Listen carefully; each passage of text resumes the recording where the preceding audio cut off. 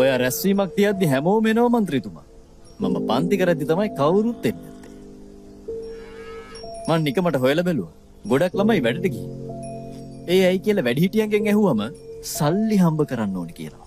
ඉගෙන ගන්නෙත් සල්ලි හම්බ කරන්න නිසා හම්බ කරන එක වැරද්දක් කියලාද කියන්නේ? මම මගේ බිරිඳ දරුවෝ කුලී වැඩට ගිහිල්ලා රුපියල් 500ක් හම්බ කරලා හොඳට බඩ පිරෙන්න කනවා. එහෙම නැතුව දරුවෝ ඉස්කෝලේ යවලා වේලා බඩගින්න ඉන්නද කියන්නේ? සුපිරියට කිව්වා. ගණන් සර් අපේ ගමේ ඉන්ස්පෙක්ටර් සුරේෂ් බලන්න දීමනායකව මාසෙකට රුපියල් 45000ක් විතර හම්බ කරනවා. එතකොට අරක්කු කඩේ සේදු මෙහා හරියට අකුරක් ලියන්න කියන්නවත් දන්නේ නැහැ. කන අස්සන ගහන්න. ඒ දවසකට 50000ක අරක්කු විකුණන්න නැතුව කඩේ වහන්නේ. එතකොට සේදු ඉගෙන ගත්ත අයට වඩා වැඩියෙන් හම්බ කරනවා නේද? ඉතින් මොකටද ඔයගේ ගෙනීම?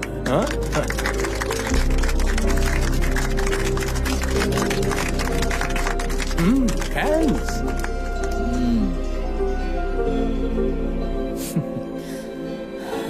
හරි.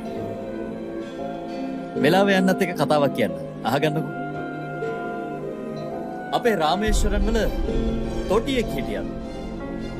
එයාගේ ගෙදර බලාගන්නේ ආදරණීය බිරිඳ. දරුවෝ 5 දෙනෙක් එක්ක. බොහොම දුප්පත් පවුල. එහෙම වුණත් හැප්පිලා ගැටිලා දරුවන්ට උගන්වනවා. එයාලගේ බඩට තිතරෙත් කැල්ලක් බැඳගෙන හරි දරුවන්ගේ බඩගින්න කොහොම හරි නිවනවා.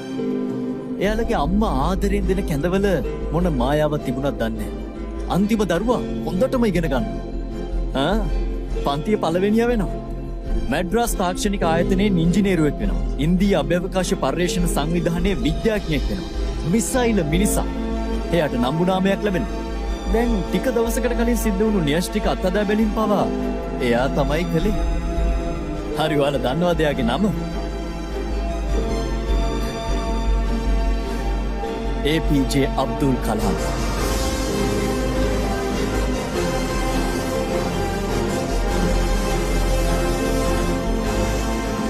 ටිකක් හිතන්න.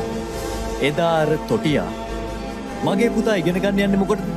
මගෙත් එක්ක රස්සාවට ගියොත් ගමන් වාර කීපයක් වැඩියෙන් ගිහින් කාසි ටිකක් වැඩියෙන් හම්බ කරන්න පුළුවන් කියලා හිතුවනම් අද වෙද්දී අපේ රටට ගෞරවනීය විද්‍යාඥයෙක් නැති වෙන්න තිබුණා.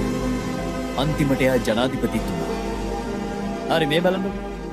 මේ ගමේ ඉන්න ඉන්ස්පෙක්ටර්ට සුරේෂ් සර් කියලා කියනවා. ඒ වුණාට අරක්කු විකුණන සේදුට සේදු කියලානේ කියන්නේ. දන්නවද පාණ්ඩිය?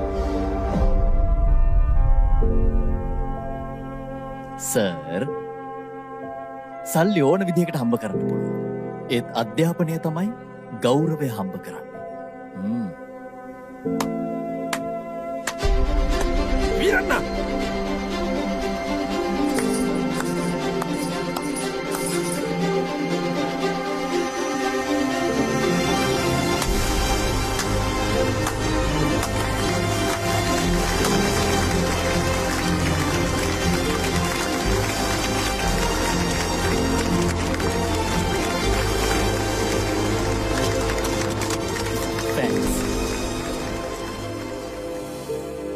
කොතරම් දුෂ්කරතා ඇතිව ඉපදුනත් ඔබව ඉහළට ඔසවා තබන්න අධ්‍යාපනයට පුළුවන්. අධ්‍යාපනය සමාජය පරිවර්තනය කරනවා. එනිසා උසට ආහාරක් නැති වුණත් ඉගෙනීම අත්හරින්න එපා. අඩුම තරමේ වෘත්තීය අධ්‍යාපනයක් ලබා ගන්න. ඔබේ ජීවිතයේ සමත් අසමත් බව විභාගයකින් මනින්නට බෑ.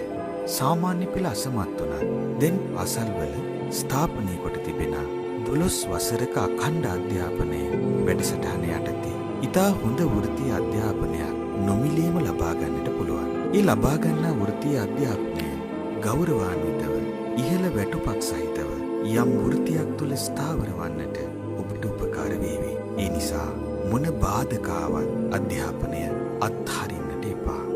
බාහු සච්චංච සිප්පංච ඒතං මංගල මුත්තම. බොහෝ දැන උගත් බව නොයෙකුත් සිල්